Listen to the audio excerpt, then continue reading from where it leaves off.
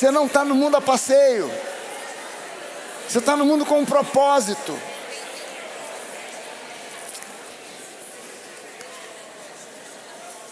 Eu, há pouco tempo atrás, eu comprei alguns livros de um psicoterapeuta que já é falecido, chamado Viktor Frankl. Eu recomendo para você pelo menos um dos livros do Viktor Frankl. E eu vou consultar de novo aqui o nome para não errar e você poder comprar o livro certo. Para você. Aí que o meu celular deu uma travada aqui. Não é isso que eu quero. Olha, meus netos andaram mexendo aqui. Oh, Jesus, que bênção, que alegria. Alguém tem o nome anotado do livro? Em Busca de Sentido. A Naná pegou aqui o livro certinho. Isso aqui é da Amazon. É fácil você encontrar o livro na Amazon. Em Busca de Sentido. Quem é aqui que não conhece nem sabe quem é Viktor Frankl? Quem não sabe? Ok, deixa eu dizer para você. Viktor Frankl, ele foi um psiquiatra que foi prisioneiro do campo de concentração de Auschwitz. Ele era um alemão, judeu, e foi preso e prisioneiro no campo de Auschwitz. E quando Viktor Frankl saiu de Auschwitz, ele sobreviveu a Auschwitz. Quando ele saiu, para você ter uma ideia do que era o campo de Auschwitz, ele saiu de lá com 23 quilos. Um adulto, independente da altura, independente se ele não era mais alto ou mais baixo, independente da altura, um adulto com 23 quilos, você imagina, era um esqueleto ambulante, né? E ele sobreviveu, e várias pessoas que sobreviveram, testemunharam que sobreviveram graças a ele.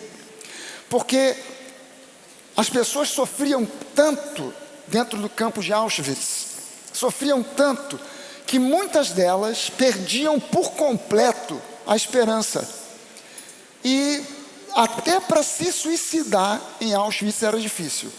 Então alguns, no desespero, em falta total de esperança, de qualquer perspectiva, não acreditavam que houvesse uma perspectiva de algum tipo de futuro, a não ser algo muito pior do que eles já estavam vivendo ali, se jogavam na rede elétrica que havia cercando o campo para evitar fugas, se jogavam para morrer ali.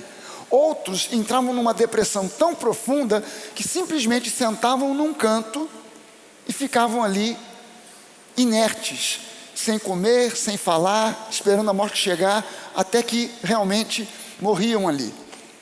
E ele começou a tratar daqueles prisioneiros do campo, e a partir do que ele fez ali, ele criou uma linha terapêutica que é chamada logoterapia. Hoje pela manhã eu troquei as bolas e falei logosofia, e logosofia é outra coisa, é logoterapia. O pessoal de manhã que está assistindo ou que vai assistir depois, me perdoa o erro aí, teve gente até que falou, não, a logosofia não é de Deus, a logoterapia também não.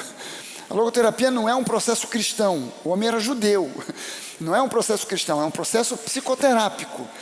Mas qual é o fundamento da logoterapia? É que você, mediante a terapia, encontre propósito para a sua vida. Consiga entender que a sua vida tem propósito.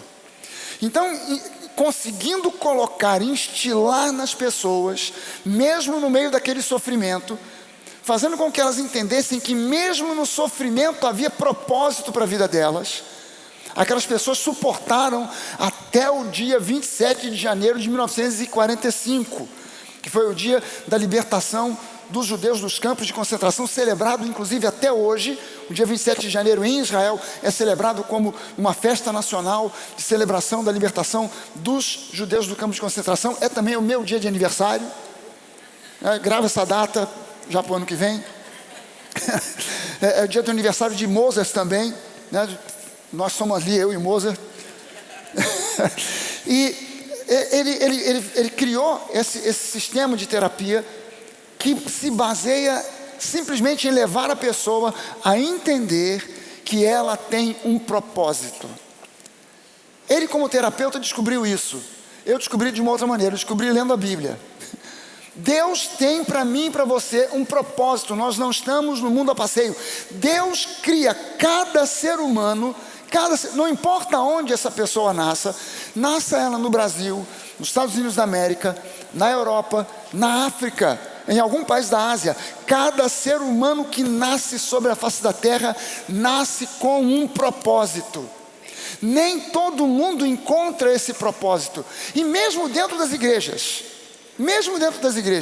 a grande maioria das pessoas, mesmo dentro das igrejas, não encontra qual é o seu propósito. E eu quero já começar esse encontro já dizendo para você de cara, que o propósito número 1 pelo qual você existe, você tem vários. Talvez você olhe e fale, não pastor, eu vejo um propósito na minha vida, mas o propósito número 1 da sua vida é dar glória a Deus.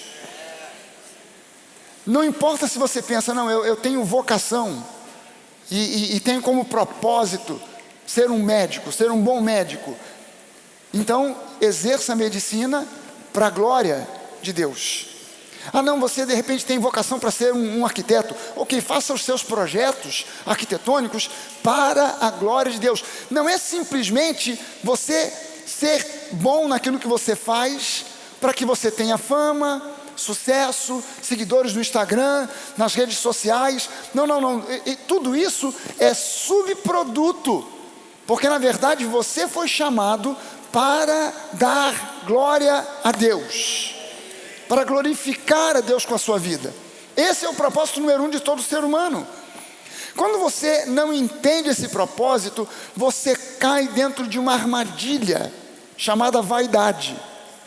Você começa a enxergar propósitos para a sua vida, e você começa a ver os seus propósitos de vida como uma fonte de sucesso, ou de ganhar dinheiro e se tornar conhecido. Mas na verdade, quando você entende que o propósito número 1 da sua vida é dar glória a Deus, isso remove da sua vida a vaidade, e você já não se importa mais se você terá 10 seguidores, 10 mil ou 10 milhões, porque você não está preocupado com isso, você está preocupado em dar glória a Deus. E se você tem 10 seguidores, você diz, toda a glória seja dada a Deus. Se você tem 10 milhões, cara, que esses 10 milhões agora então conheçam a Jesus através de mim, para que o nome do Senhor Jesus seja glorificado. Que os meus clientes, os meus pacientes, se eu for um psicólogo, um terapeuta, um médico, ou se eu for um engenheiro, um arquiteto, ou simplesmente uma dona de casa, que aquilo que eu faça seja para glorificar a Deus. Que os meus clientes, os meus pacientes, os meus filhos vejam em mim Jesus, possam ver em mim um espelho de Deus. E todos nós precisamos, em maior ou em menor grau, mas todos precisamos de nos tornarmos cada vez mais semelhantes a Jesus. Todos nós. Primeiro meio pelo qual eu vou me tornando mais e mais semelhante a Jesus é quando eu medito na palavra. Porque a palavra e Jesus formam uma única entidade. Jesus é a palavra, e a palavra é Jesus. Você não precisa de ter uma experiência sobrenatural de encontrar Jesus no seu quarto sexta-feira à meia-noite. Tudo bem se ele aparecer para você em algum momento da sua vida, que bom, mas você não precisa dessa experiência para ver Jesus. Para você ver Jesus, basta você pegar a sua Bíblia, abrir e começar a ler. Porque a palavra é Jesus. Jesus é a palavra. Você abre a Bíblia lá em João, capítulo 1 do Evangelho de João, que aliás é o Evangelho que eu recomendo para todo mundo que se converte. Cara, se quer começar a ler a Bíblia, não começa com Gênesis, começa com o Evangelho de João. Porque no Evangelho de João você vai começar a entender quem Deus é, o caráter de Jesus, o caráter divino de Jesus. Então o Evangelho de João começa com uma genealogia completamente diferente de Mateus e de Lucas. Em Mateus, fulano gerou ciclano que gerou Beltrano. Lucas a mesma coisa, fulano gerou ciclano que gerou Beltrano, até chegar em Jesus. Mas quando você vai a João, João começa dizendo, no princípio era o Logos, o verbo, a palavra.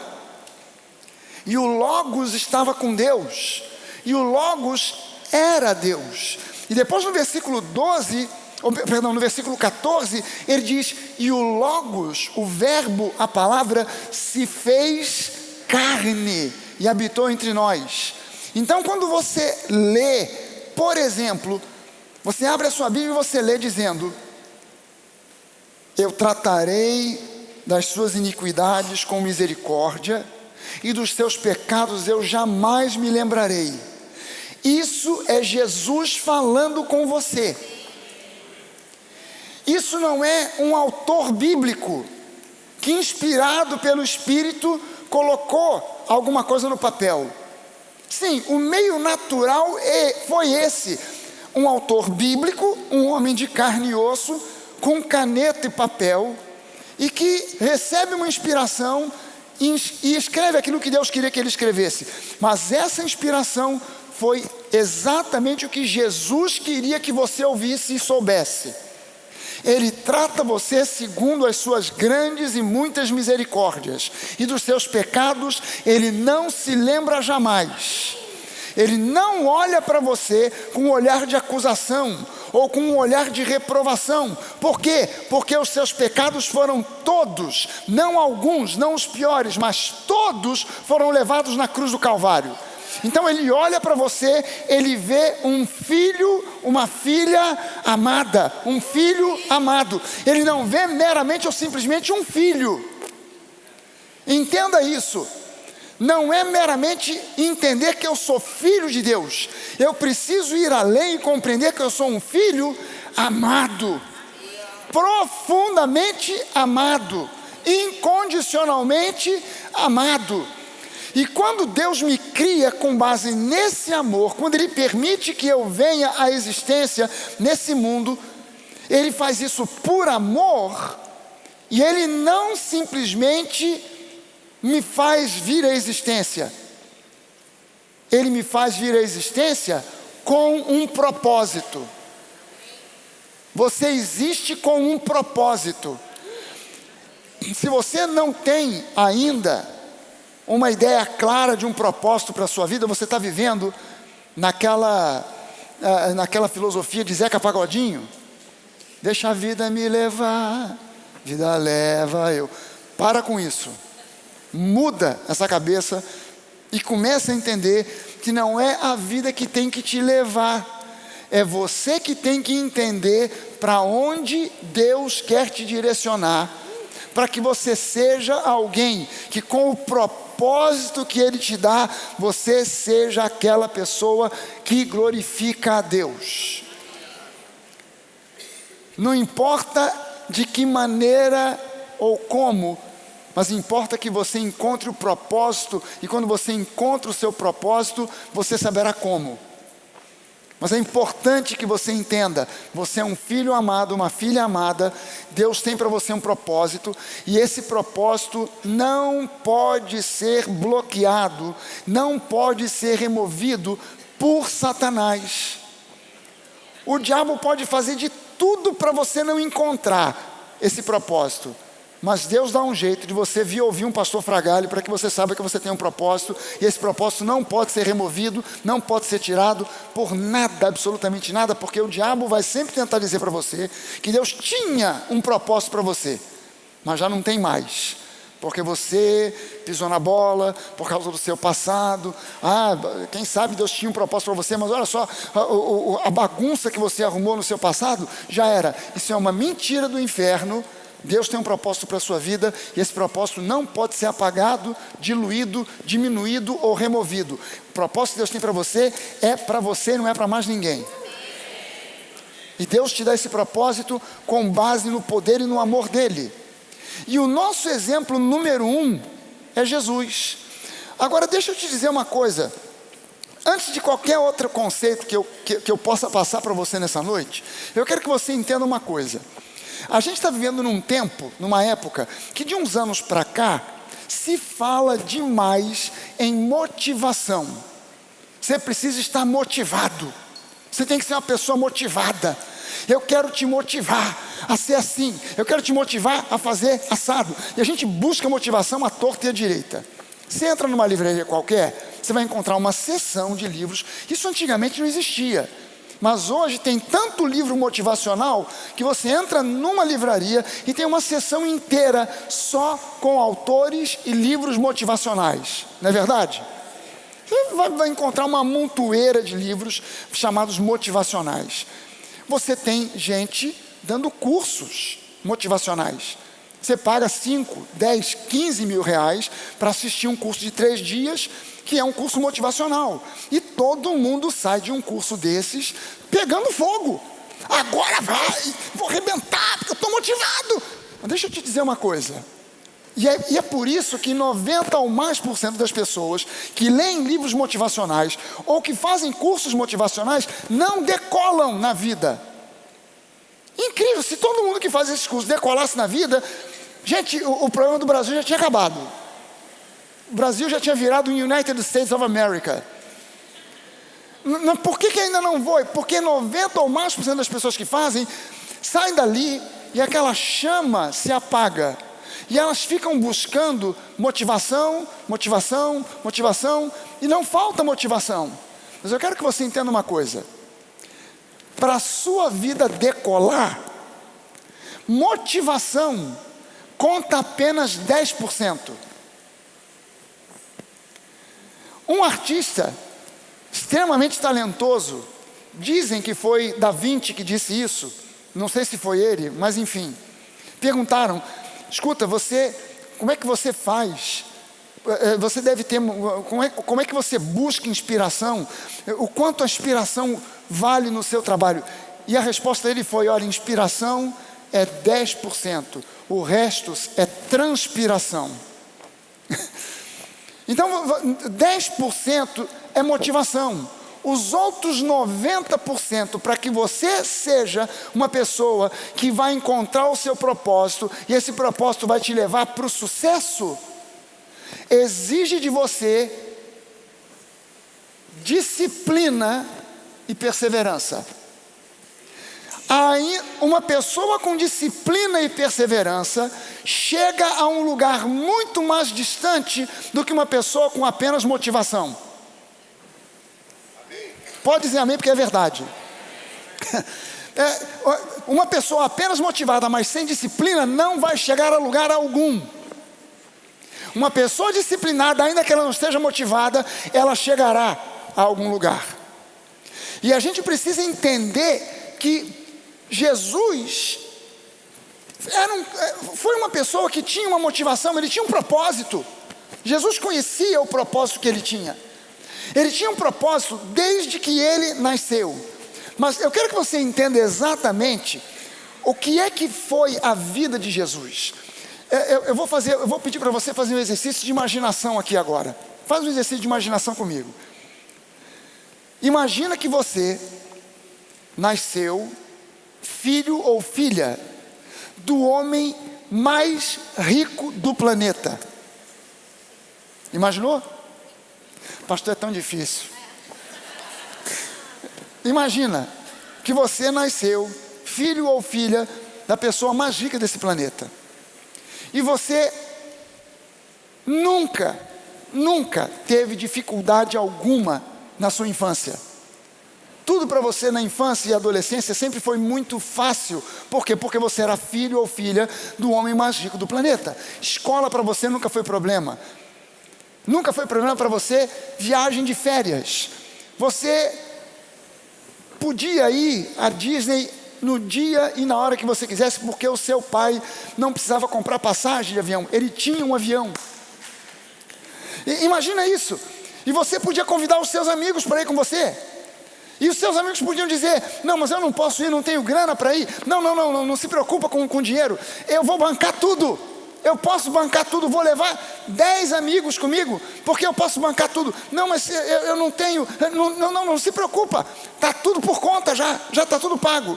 Porque você era filho ou filha do homem mais rico do mundo. O teu pai te deu um cartão de crédito, sem qualquer limite. Você podia entrar numa concessionária e comprar uma Ferrari à vista. Bota aí no cartão, paga aí. quanto é? $1,5 milhão. Tá, bota aí. Isso aí para mim, eu compro Ferrari como quem compra Hot Wheels. Vai lá. Bota aí a Ferrari. Seu filho ou a filha do homem mais rico do planeta. Você tinha um veleiro maravilhoso que você podia viajar. Vou dar a volta ao mundo e vou levar uns amigos comigo. E está tudo bancado, está tudo...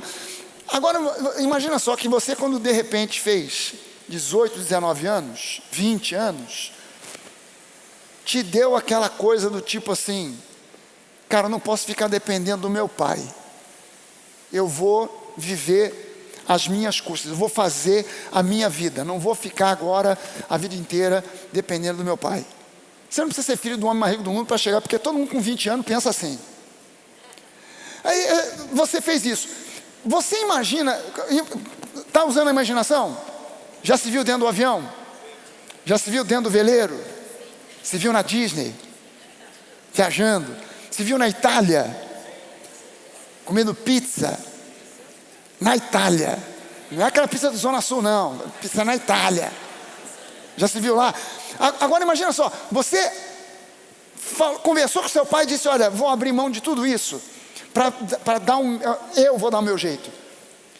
Você pode imaginar que de repente você está acostumado com aquele estilo de vida e de repente você começou a ver que não é tão fácil sem a ajuda de papai. E aí dá uma coceira de meter a mão e pegar aquele cartão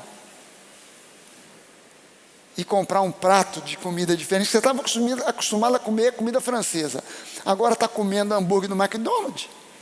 Dá uma coceira danada de vontade de pegar aquele cartão, não dá? Vai usando a imaginação aí. Eu estou usando aqui um jeans que já está meio puído, já está assim, fininho, está fino, vai rasgar. Aí eu passei, caramba, da diesel, estava acostumado a usar diesel. Agora acho que vai ter que ser leves mesmo, nem leves vai dar. C&A, Riachuelo.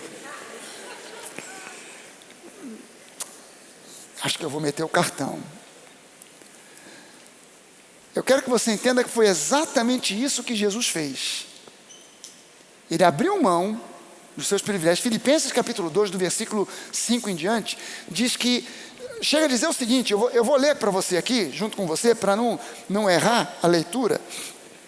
Filipenses capítulo de número 2, do versículo 5 em diante, diz assim: tenham entre vocês o mesmo modo de pensar de Cristo Jesus. Algumas outras versões dizem assim: tenham entre vocês o mesmo sentimento que houve em Cristo Jesus, que mesmo existindo na forma de Deus, não considerou o ser igual a Deus algo que deveria ser retido a qualquer custo. Pelo contrário, ele se esvaziou, assumindo a forma de servo, tornando-se semelhante aos seres humanos, e reconhecido em figura humana, ele se humilhou, tornando-se obediente até a morte, e morte de cruz. Por isso também Deus o exaltou sobremaneira e lhe deu o nome que está acima de todo nome, para que ao nome de Jesus se dobre todo o joelho nos céus, na terra e debaixo da terra, e toda a língua confesse que Jesus Cristo é o Senhor, para a glória de Deus Pai. Você prestou atenção aqui que Jesus fez tudo isso porque ele entendeu um propósito? E o propósito de Jesus qual era? A nossa salvação. Por causa disso ele abriu mão. Mas a Bíblia também diz que ele passou e foi tentado em todas as coisas. Então, em muitas oportunidades, Jesus deve ter olhado e disse assim: será que vale a pena? Eu acho que eu vou pegar o cartão de crédito do meu pai. Eu acho que eu vou abrir mão desse negócio. Eu acho que eu vou parar com essa história. Eu vou desistir. O que levou Jesus adiante? Não foi motivação, porque não tinha ninguém para motivar Jesus. Tinha ninguém para motivar Jesus. O que levou Jesus adiante foi disciplina e perseverança. Disciplina e perseverança. Então, quem é que já esteve aqui já no serviço militar? Ou é militar? Já foi ou é? Peraí, levanta a mão bem alto para eu ver aqui. Agora de noite tem menos gente. De manhã tinha uma penca de gente aqui. Você já imaginou no exército, na marinha ou na aeronáutica? O recruta tá programado para aquele dia, cara, amanhã, 5 horas da manhã, 4:30 da manhã, todo mundo de pé, porque nós temos uma marcha de 30 quilômetros. Aí no dia seguinte, o cara não levanta, o sargento passa lá, vê o cara deitado, todo mundo já levantou, está em forma, está o cara deitado, ele fala, você está maluco? Vamos embora. E o cara diz, sargento, não estou motivado. Eu hoje não estou motivado para essa marcha de 30 quilômetros. Você está entendendo que o soldado não vai marchar a marcha de 30 quilômetros porque ele está motivado ou desmotivado? Ele vai porque tem uma missão. E a filosofia nas Forças Armadas é missão dada, é missão cumprida. Então, se você está motivado ou desmotivado, o sargento não quer nem saber. Ele quer saber de você uniformizado, equipado, para marchar os 30 quilômetros na lama. Você está entendendo? Então, a gente às vezes fica tão com essa paranoia de estar motivado. Estar motivado é muito bom, mas nem sempre a gente está motivado. E mesmo desmotivado, eu preciso manter a disciplina. E é essa a razão, gente. Ficar pensando só em motivação? Segunda-feira é o dia de festa nas academias, sabia disso? Porque segunda-feira é o dia que o pessoal no domingo disse, agora a coisa vai mudar. Amanhã mesmo eu sairei desta inércia. Amanhã mesmo vai acabar o sedentarismo na minha vida. Eu vou me matricular. Eu ouvi o pastor Fragalho falou que a gente tem que malhar, falou que a gente tem que comer direito. Então na minha vida acabou. Agora eu vou. A pessoa está motivada. Ela vai na segunda-feira e se matricula. Na segunda mesmo ela já começa. E pega peso e faz peso. Ela aproveita. Ela está tão motivada que ao invés de fazer uma aula, ela faz 2. Na terça-feira ela acorda. Aleluia. Oh Jesus, tem misericórdia. Tem dor para todo lado. Na quarta-feira ela toma um Dorflex, ela toma um Cataflã. E aí na quarta-feira a dor deu uma melhorada, ela volta porque ela está motivada. Mas aí na quinta ela acorda quebrada. Na sexta ela não vai. No domingo ela vem à igreja e pede misericórdia a Deus, porque ela vai quebrar o voto que ela fez de ir para a academia. E aí ela pagou 6 meses e fez 3 aulas.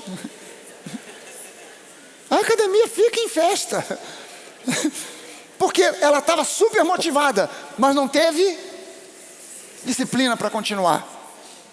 Ela estava super motivada, mas não teve disciplina para continuar.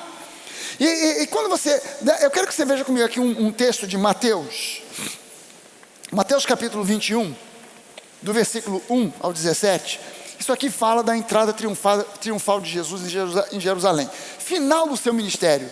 Última semana do seu ministério. Diz aqui o seguinte: quando se aproximaram de Jerusalém e chegaram a Betfagé, ao Monte das Oliveiras, Jesus enviou 2 discípulos dizendo-lhes, vão até a aldeia que está diante de vocês, Betfagé, e logo encontrarão presa uma jumenta, e com ela um jumentinho. Eu não sei aonde que o meu neto mais velho ouviu essa pregação. Foi aqui, ele estava sentado aqui, e ele perguntou, mas Jesus mandou buscar uma mulher burra?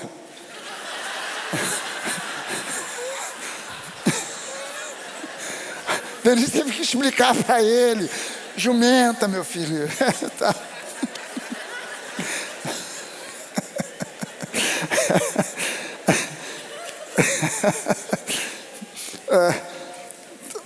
Vocês vão encontrar uma jumenta e com ela um jumentinho. Desprendam e tragam para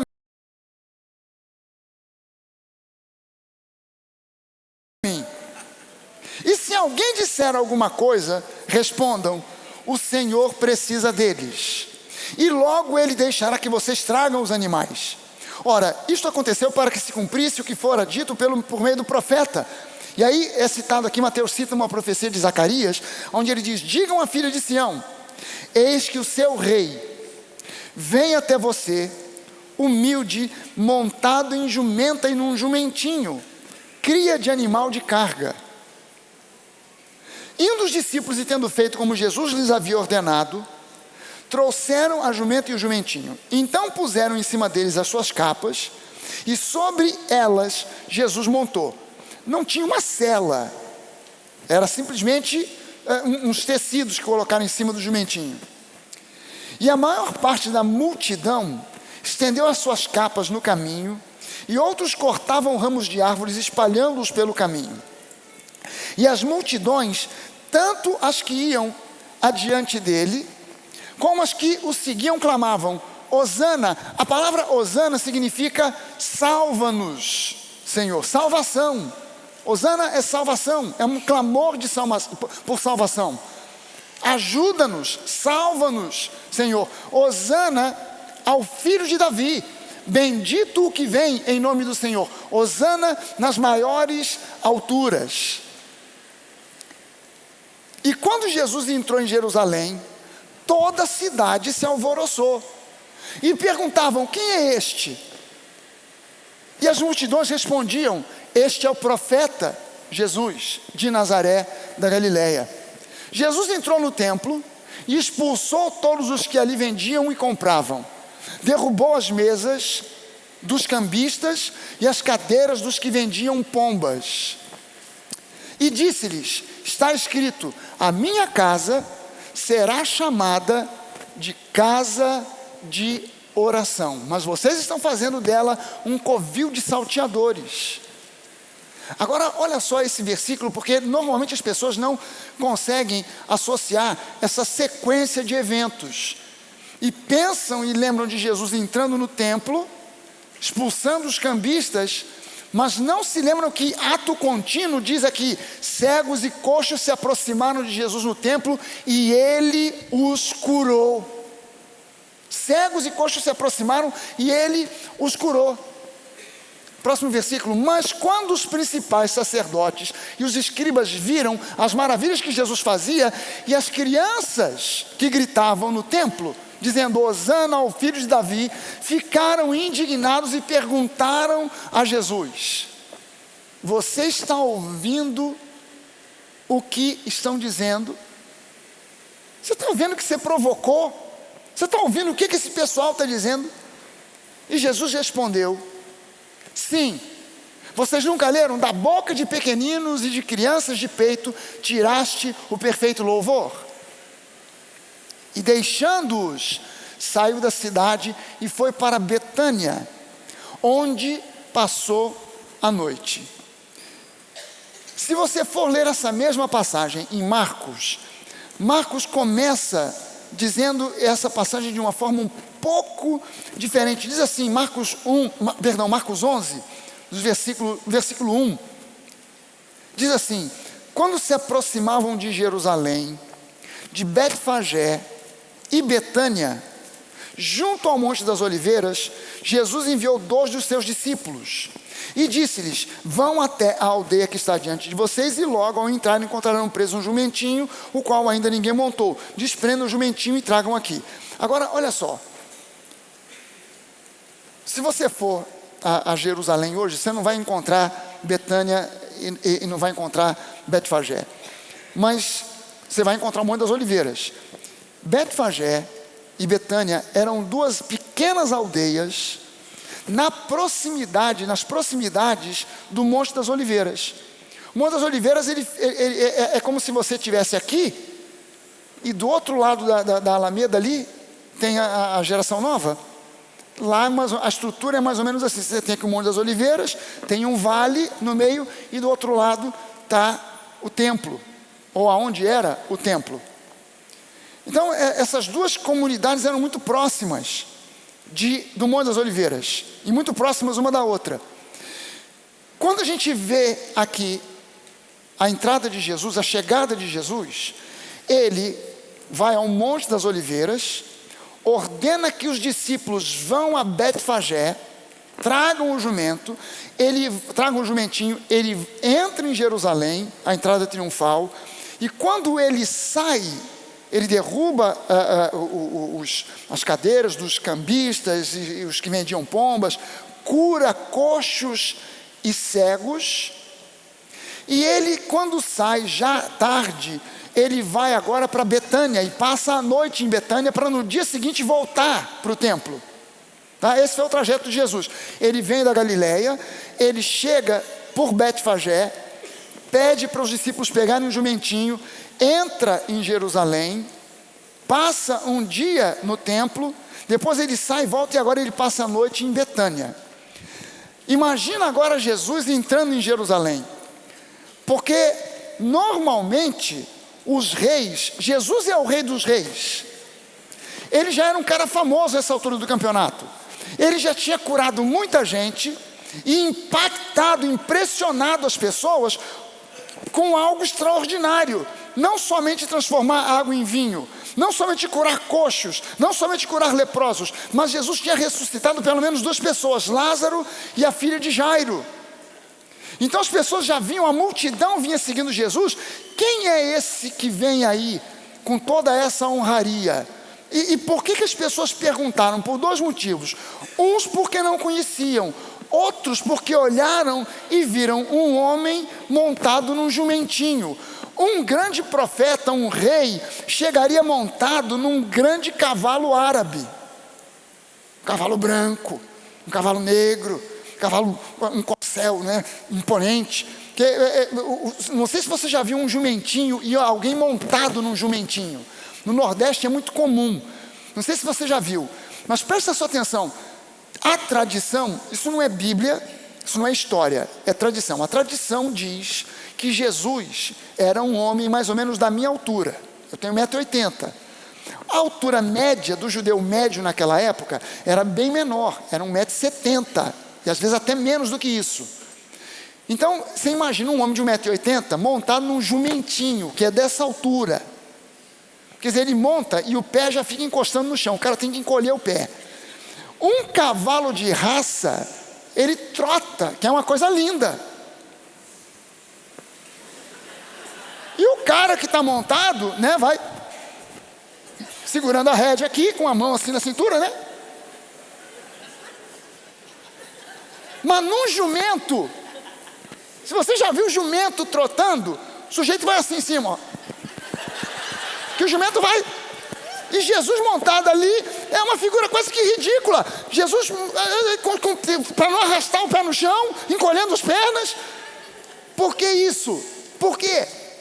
Eu quero que você entenda bem.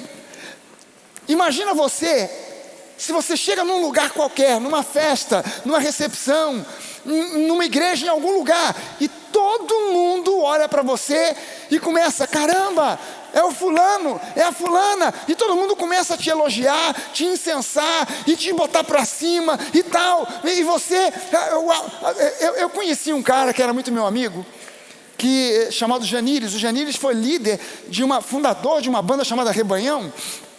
E o Janires dizia o seguinte, ele já morreu há muitos anos. O Janires dizia o seguinte: cara, o diabo, ele sempre vai tentar te frear.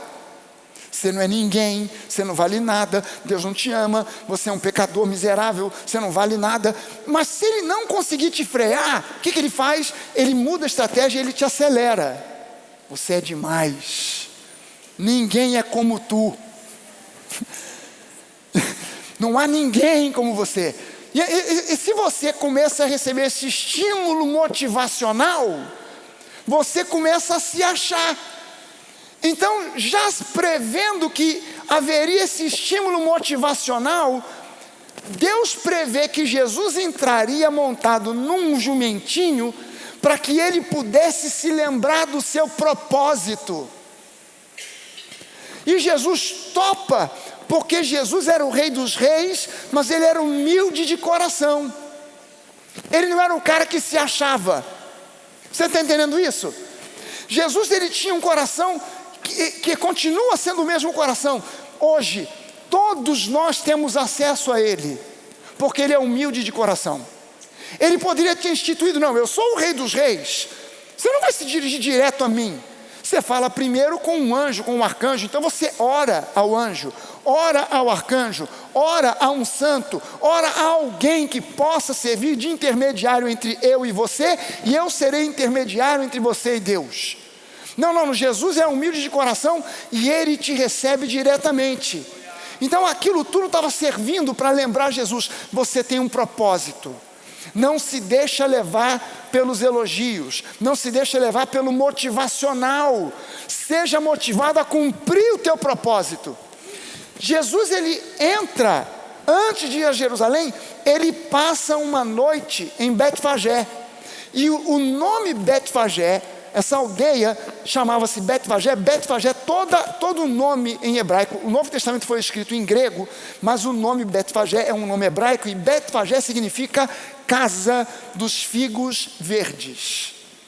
Casa de figos verdes. Bet é casa, todo nome começado em Bet, no hebraico, é casa de alguma coisa. Betfagé, casa dos figos verdes. Figos, na simbologia bíblica, apontam para Israel, o povo de Israel e a lei. E é interessante que nessa semana final de Jesus, ele entra primeiro pela casa dos figos verdes, e no dia seguinte, a Bíblia diz que ele encontrou, Marcos 11, continua a leitura, diz que ele passou por uma figueira onde não havia frutos.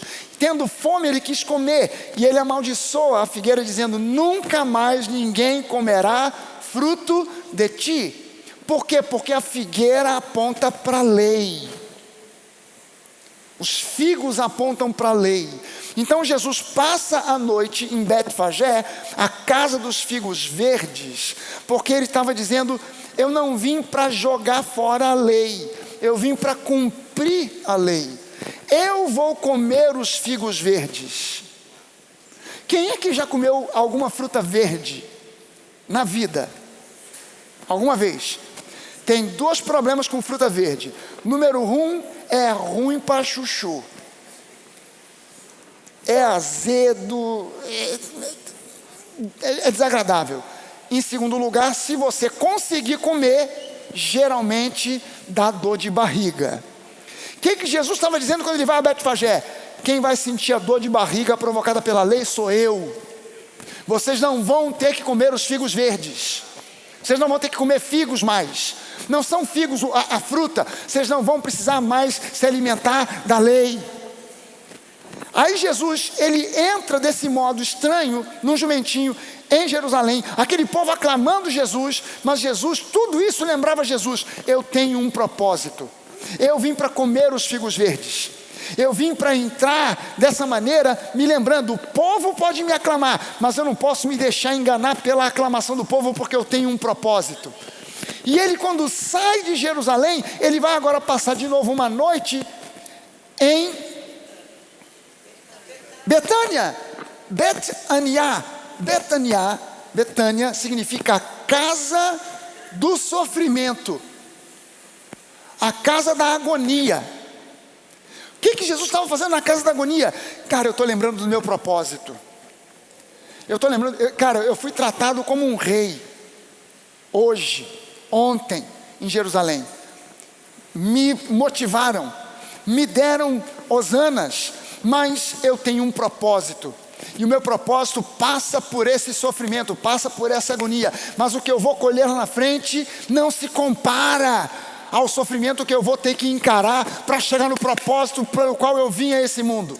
Você está entendendo que você passa por lutas e dores e sofrimentos, mas até no teu sofrimento tem propósito. Você precisa se lembrar que todas as vezes que você passa por uma luta, por uma dor e um sofrimento, você, quando consegue ultrapassar e sair do outro lado, você sai de duas alternativas: ou você sai deprimido e abatido, ou você sai fortalecido. Mas se você se posicionar como um filho de Deus amado, sabendo que Deus tem vitória para você, você nunca sairá do outro lado de uma luta, de um sofrimento abatido, porque você sabe que aquele que começou a boa obra em você, ele vai te conduzir para a vitória. Você sabe disso.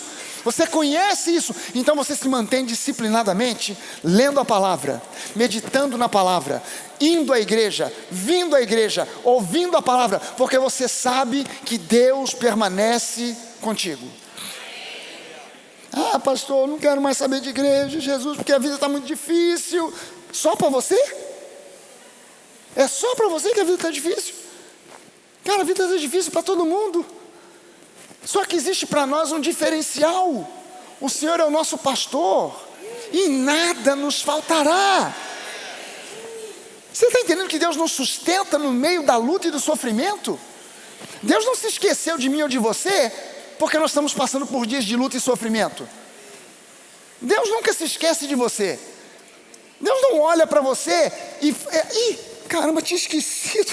Meu Deus, mas eu sou muito distraído, esqueci, deixei o Google, olha só, mas esse Satanás é danadinho, né? A gente não pode distrair, que já vem o Satanás, olha só o que ele fez lá na vida do Google. Não, Deus está acordado 24 horas por dia, não dorme nem dormita o guarda de Israel, Ele sabe o que você está passando, apenas se mantenha no curso, não deixe de orar, não deixe de meditar na palavra, não deixe de confessar a palavra, mantenha isso não como um ato motivacional, mas como uma disciplina, sabendo que aquele que começou em você boa obra vai completá-la. Ele não te deixa nem te abandona.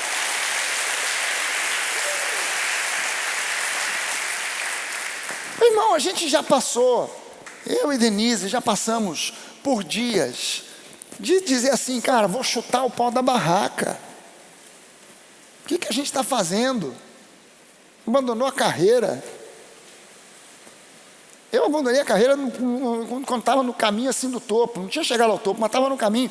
O que eu estou fazendo aqui com esse negócio de igreja? Esse povo complicado. Meu Deus do céu, meus pacientes não dão trabalho. Meu paciente, eu chego para ele e digo assim, olha, você tem que operar. O paciente não fica assim, não, mas em nome de Jesus. Em nome de Jesus não, tem que operar, vamos embora. Eu fui formado para ser cirurgião, gente. É diferente do clínico. É por isso que eu costumo dizer, eu não sou pastor. Porque o perfil do pastor é o perfil do clínico. Como é que é o clínico? O clínico, você vai a um médico, cardiologista, é o clínico geral, você senta, aí ele pergunta, dona Maria, como vai? Tudo bem? E aí, maridão, como é que tá? E os filhos? Dando trabalho, né? Trabalho, como é que tá e tal. E como é que tem se sentido? Tá dormindo bem? Tem comido? Está indo ao banheiro? Tudo normal? Todo dia? Como é que está a consistência das fezes? Está tudo certo? Está tudo? Está urinando bem? Está tudo bem? Está se alimentando? Está bebendo? Tem que beber água, olha o calor e tal. Como é que está a medicação? Está tomando isso aqui? Cuidado com a pressão. Tá tomando... deixa eu medir sua pressão. Pressão. Deixa eu ouvir aqui o coração. Tuque. Diga 33. Escutou, examinou, botou deitado, palpou barriga, tal, não sei o que, aperta aqui, aperta ali, dói aqui, não dói nada, que maravilha, que coisa boa e tal. Peraí, deixa eu ver aqui, esse fígado aqui e tal. Você fica 1h30, o sujeito conversa contigo, aí tira remédio, põe remédio. Isso é o clínico. Qual a diferença do clínico para o cirurgião? O clínico sabe tudo, mas não resolve nada. O cirurgião não sabe nada, mas resolve tudo.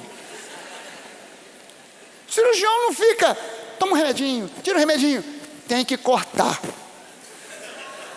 Vamos resolver isso agora. Agora, doutor? Chama o anestesista.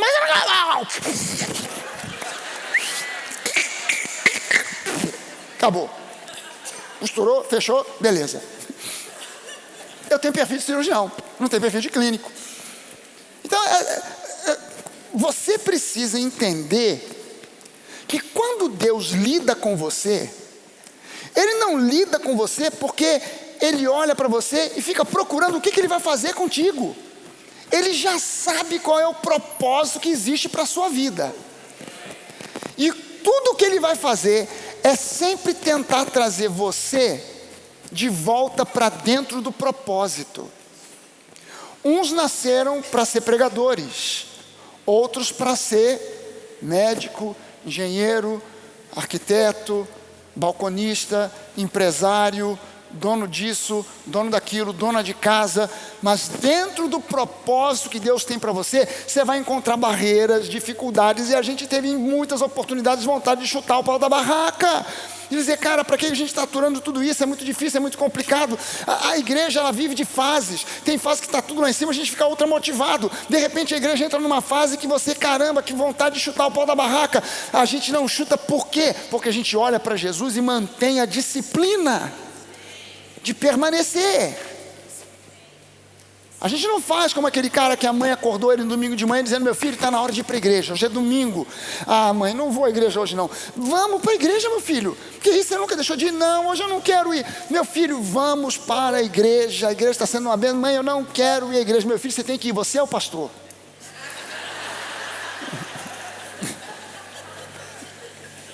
Tem dia que a gente acorda dizendo, não quero ir.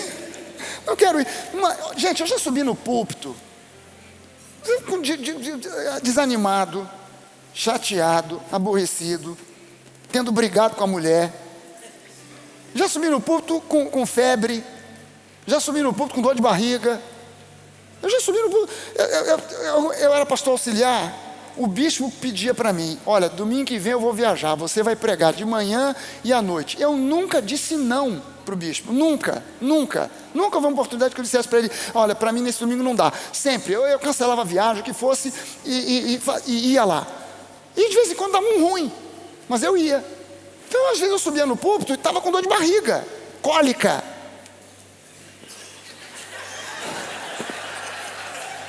Jesus Cristo de Nazaré. E o povo orando dizendo, oh aleluia, Deus está visitando ali o pastor.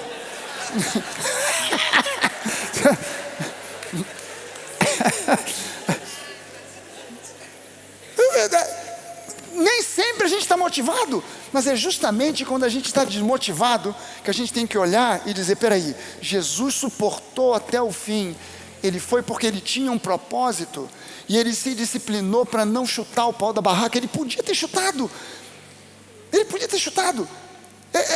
Pilatos vira para Jesus e diz, cara, diz para mim o que eu quero que você diga e eu te libero. Jesus olhou e falou assim, Pilatos, não, Jesus, tua vida está aqui nas minhas mãos. Pilatos, você está por fora. A minha vida ninguém a toma, eu a dou espontaneamente. Você não sabe, mas se eu quisesse, eu podia clamar ao meu pai, ele mandaria legiões e legiões de anjos para me libertar, ia dar um ruim danado aqui para todo mundo. A questão não é essa. Eu estou aqui porque eu tenho um propósito. Essa foi a resposta de Jesus. Você tem um propósito na sua vida. Você tem um propósito, Deus te chamou com um propósito. Você não está no mundo a passeio. Agora deixa eu te dizer, qual é a coisa mais difícil quando você começa e decide manter disciplina e perseverança. Sabe qual é a coisa mais difícil? É permanecer no descanso. Porque quando a gente começa a exercitar disciplina e perseverança, a gente começa a puxar para nós mesmos alguma coisa que só Deus pode fazer. E aí a gente começa a puxar e sai do descanso e entra no estresse. A gente começa a entrar em agitação. A gente começa a entrar num movimento contínuo de fazer. E eu preciso ter disciplina também para me manter no descanso. Para entender que se do lado de fora eu estou trabalhando, do lado de dentro eu estou em paz. Se do lado de fora existe atividade, do lado de dentro existe uma convicção e uma certeza de que Deus é comigo e que Ele vai me socorrer, me ajudar, me dirigir e me guiar para que eu faça aquilo que está determinado no propósito que Ele tem para mim. Que não é na minha força, não é por causa da minha perseverança. A minha perseverança não é para me levar até o meu propósito. A minha perseverança é para eu não abrir mão do amor de Deus, do propósito de Deus, da comunhão de Deus, para que Ele me conduza para o meu propósito. Então não abra mão do teu propósito. Não abra mão. As pessoas hoje não têm perseverança, não têm disciplina, Então é muito mais fácil sair de um relacionamento, de um casamento, levantar, sair, bater a porta, do que sentar, conversar, perseverar e consertar. É muito mais fácil você terminar as coisas sem sequer falar: não, eu vou sair da igreja, mas não vou nem falar com o pastor. Eu fiquei vendo que eu fui nessa conferência e vi que as igrejas lá de fora têm os mesmos problemas que a gente tem aqui. Pastor, primeiro testemunho do pastor. Rapaz, você não sabe, o meu pastor auxiliar, camarada que andava comigo há mais de 20 anos, saiu da igreja e me deixou a notificação por e-mail. Mandou um e-mail: estou saindo por causa disso aqui. O cara, ele falou: caramba, meu Deus, o cara não deu sinal de nada, não falou nada, não conversou nada, mandou um e-mail. Sabe por quê? Porque as pessoas, elas não têm mais hoje disciplina e perseverança para resolver as coisas e se manter no propósito. E a gente precisa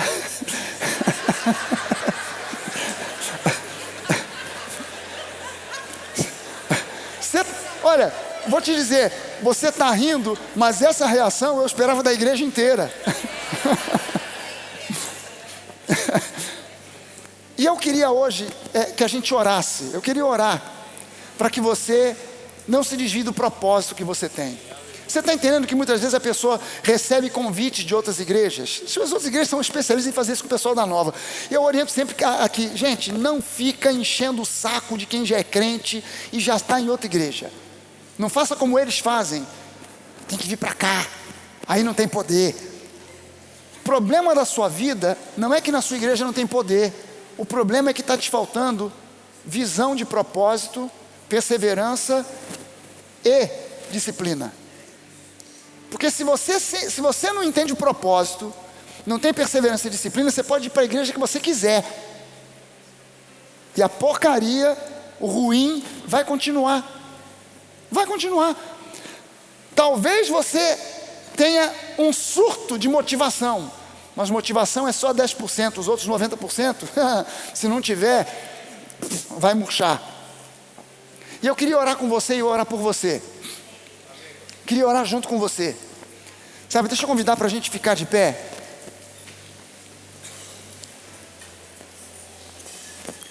Eu queria que você, em especial, eu entendo que essa palavra é para a igreja inteira, mas em especial, você que está olhando para dentro de si e diz: pastor, eu estou passando por um período de desmotivação. Não importa se é profissional, se é algo emocional, se é algo espiritual, se é casamento, não importa o que. Você está se sentindo desmotivado a continuar, até motivado a meter o pé. E eu quero orar com você. Eu quero orar por você. Em especial, claro, eu quero orar por todos nós aqui. Eu quero orar por mim. Quero orar por cada um de nós aqui. Mas em especial você que está sentindo que precisa de algo sobrenatural, de um toque de Deus para a sua vida. Eu quero convidar você para vir aqui orar junto comigo aqui na frente. Quero convidar você para sair do seu lugar, vir orar comigo aqui na frente e a gente declarar aqui em nome de Jesus, não vai te faltar, em número 1, a motivação que vem do céu. Número 2, a revelação de qual é o plano e o propósito de Deus para a sua vida. Sabe que tem gente que vive batendo cabeça, muda de emprego toda hora, porque não consegue entender qual é o propósito. Cara, eu hoje estou trabalhando como fotógrafo. Não, agora eu estou trabalhando como cartógrafo. Não, agora estou abrindo uma empresa. Não, já fechei a empresa, vou abrir outra. Essa empresa era para produzir sei lá o que. Eu estava vendendo picolé, agora eu vou vender caneta, porque caneta é o que dá, e picolé, e a pessoa fica para lá e para cá rodando igual um doido, tentando encontrar alguma coisa que na verdade não vai produzir o que você está esperando. Por quê? O que ela está esperando, por quê? Porque dinheiro ou sucesso é uma consequência. Quando eu encontro o meu propósito, aquilo que eu faço vai me conduzir para o sucesso. O grande perigo é justamente você se posicionar como Jesus. Jesus chegou a um ponto de sucesso. Ele foi entrando em Jerusalém e a galera ia na frente e outra galera atrás, milhares de pessoas clamando: Hosana ao filho de Davi. Quem é esse cara? É o profeta Jesus de Nazaré. Todo mundo já conhecia o cara, mas ele montado num burrico, montado num jumento, aquilo lembrava para ele: cara, o pessoal está me aclamando aqui, mas eu tenho um propósito. Eu não posso me deixar impressionar pelos elogios. Eu não posso me deixar impressionar por quem está olhando para mim dizendo: você é o cara, porque eu tenho um propósito. E também não posso me deixar impressionar pelos fariseus que dizem: você é um mensageiro de Satanás, você é um falso profeta. Eu não posso me deixar impressionar nem por um nem por outro. Eu tenho que dar ouvidos ao que Deus está dizendo a meu respeito e continuar em frente, sabendo que Deus é bom e que Ele me ama incondicionalmente. Primeira coisa que eu quero que você entenda e saiba: Deus te ama profundamente. Deus não tem nem nunca teve nada contra você. Segunda coisa que eu quero que você saiba: você está passando por alguma luta, alguma dificuldade, algum sofrimento? Quero que você saiba o seguinte: isso não veio de Deus. Isso não veio de Deus. Deus não manda sofrimento, dificuldade ou qualquer tipo de problema para a vida de ninguém. Deus não é causador de problemas. Deus é solucionador dos problemas que aparecem. Deus não é causador de tribulação. Os religiosos ouvem isso, eles se coçam todos, porque na cabeça deles, Deus, Ele te dá problema para você aprender algum tipo de lição. Deus não é homem. Deus não é homem. Olha como é que raciocina a cabeça do homem. Eu estava explicando outro dia, na semana passada, para um pastor aqui, sobre a Epístola de Coríntios, de Paulo aos Coríntios. E havia um problema sério na igreja de Corinto. Havia um grupo de pessoas que frequentava a igreja de Corinto, mas durante a semana frequentavam o templo de Apolo ou o templo de Afrodite, aonde era um templo. Não bastasse ser um templo de idolatria a um falso deus, ali naquele lugar o culto, o ritual, era um ritual de orgia alimentar. Então as pessoas comiam, até não poder mais. Era orgia alcoólica, elas bebiam até ficar extremamente bêbadas. Depois iam num canto para vomitar aquilo, para comer e beber mais. E depois que todo mundo já estava naquele estado de êxtase, aí rolava um sexo grupal de homem com homem, mulher com mulher, homem com mulher, uma confusão do tamanho de um bonde. Havia gente frequentando a igreja e esse tipo de ritual. Como homem, eu raciocinei e pensei: cara, se eu fosse escrever a epístola, a primeira epístola que Paulo escreveu para os Coríntios, eu ia escrever: vocês são falsos crentes, vocês estão endemoniados, vocês não têm o Espírito Santo coisa nenhuma, o que vocês têm morando dentro de vocês aí é demônio, é legião de demônios, vocês não valem nada, vocês são sem vergonhas, hipócritas, mentirosos, safados. Aí Paulo escreve para eles e diz assim: cara, eu quero que vocês entendam uma coisa, vocês não perceberam, não entenderam ainda, que vocês são templo do Espírito Santo. Você já imaginou um pastor do século 20 dizendo isso para alguém que está vindo à igreja e frequentando um centro de feitiçaria durante a semana? Cara, será que você ainda não entendeu que você é templo do Espírito Santo, que não tem como haver comunhão entre o Espírito de Deus que habita em você e o espírito da prostituição? Então, o que Paulo estava dizendo? Independente de qualquer coisa, vocês podem estar cometendo algum erro, até mesmo algum pecado sério, mas Deus continua te amando. E a luta e o problema que você está enfrentando hoje não é algo que Deus enviou. Pode ser consequência de alguma coisa que você fez lá atrás, e ações têm consequências, mas eu quero que você saiba que Deus é bom. Deus é bom. Deus é bom. E quando nós exercitamos isso que você está exercitando aqui agora, isso tem um nome. Tem um nome na Bíblia. Isso tem um nome, uma palavra grega. A palavra é metanoia. Metanoia é mudança de mente. É alguém que diz: cara, eu reconheço que eu errei, mas eu não quero mais errar. O que você está fazendo aqui é um exercício de metanoia. Cara, eu estava me sentindo assim meio para baixo, meio ruim, mas eu quero exercer metanoia. Eu quero mudar a minha cabeça para alinhar a minha cabeça com a cabeça de Jesus, os meus pensamentos com os pensamentos dele. E eu quero que você se conscientize disso. Eu quero que você tenha essa consciência plena de que Jesus está aqui agora, Ele já te perdoou plenamente. Não há nada que você possa ter feito ontem ou ainda hoje que Ele não olhe para você para dizer: tudo foi resolvido na cruz do Calvário. Tudo foi resolvido na cruz do Calvário. Nada ficou de fora. Nada ficou de fora. Nada. E eu quero que você, em terceiro lugar, entenda que você tem o Espírito Santo habitando aí dentro do seu coração.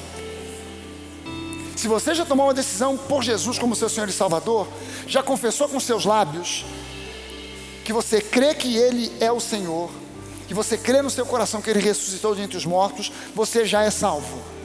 Então não há dúvida sobre a sua salvação e você está completamente habilitado e habilitada para orar e receber de Deus respostas positivas. Deus jamais dirá não a uma oração que é feita com base na palavra dEle. Deus não é maluco. Deus não é maluco. Então Ele dá para você uma palavra. Você ora com base naquela palavra e Ele diz: não, não tem sentido.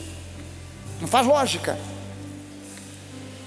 Então eu quero que você agora coloque as suas mãos sobre o seu coração.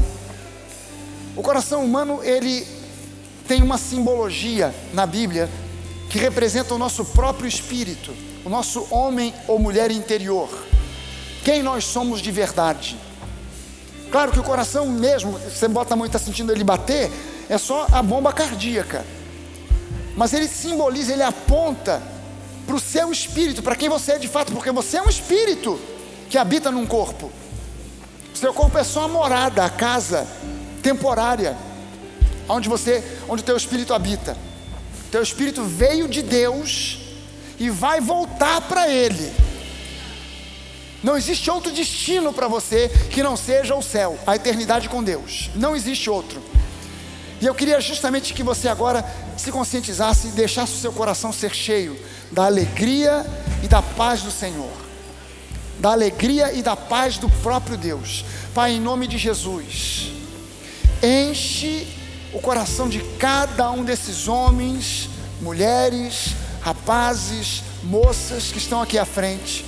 Enche com a tua alegria, com a tua paz. Todo desassossego que o inimigo tenta colocar, agitação, falta de paz, falta de sono, falta de propósito, falta de visão, saia agora em nome de Jesus. Em nome de Jesus, toda ansiedade, toda preocupação, todo senso de culpa, todo esse sentimento do inferno que vem para lançar culpa, acusação e condenação por coisas do passado, que saia agora em nome de Jesus.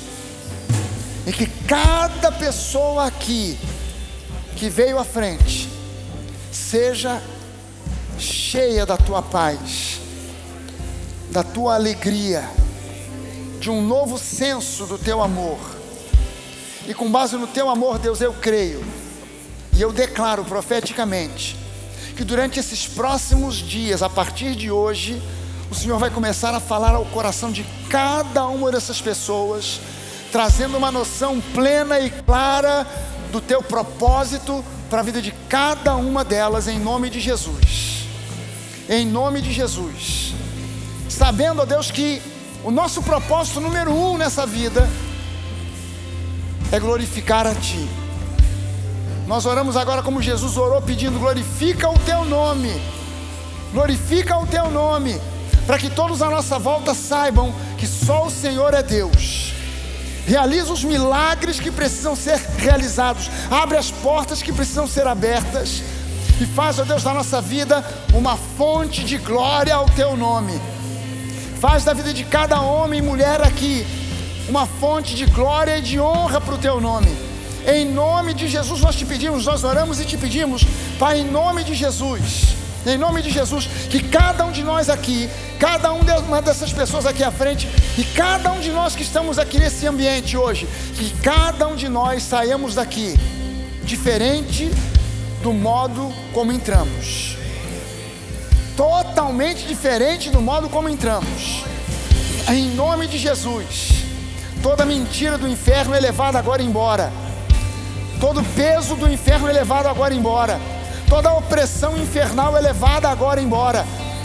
Tudo aquilo que vem do mal é levado agora embora. E agora permanece a tua paz, a tua alegria, a tua palavra. Em nome de Jesus. Aleluia, em nome de Jesus. Em nome de Jesus. Seja liberto, seja liberta. E seja agora cheio da paz, da alegria e do amor do nosso Deus. Você pode levantar as suas mãos e agradecer a Deus dizendo: Pai, eu te agradeço, porque o teu propósito para a minha vida foi criado e feito para mim. Muito obrigado, Deus, por ter me chamado, por ter me escolhido. Aleluia. Você é um escolhido, você é uma escolhida. Aleluia.